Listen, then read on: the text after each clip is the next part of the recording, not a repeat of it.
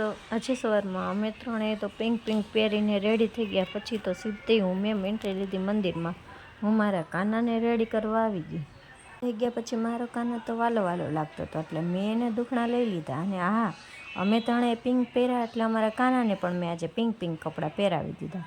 થોડી વાર પછી મેં મારા કાનાના વાઘા બદલા, એને પીળા કપડાં પહેરાવ્યા, કેમ કે એની હલ્દી કરવાની હોય ને, એટલે પછી મેં મારા કાનાને હલ્દી લગાવી. થોડી વાર હલ્દી રહેવા દીધી, પછી મેં સીધું એને અંઘોળ કરાવવાનું કામ શરૂ કરી દીધું, કેમ કે આજે મારા કાનાના વિવાહ છે ને, એટલે એને મસ્ત મજાનું અંઘોળ કરાવી નવરાવવાનું.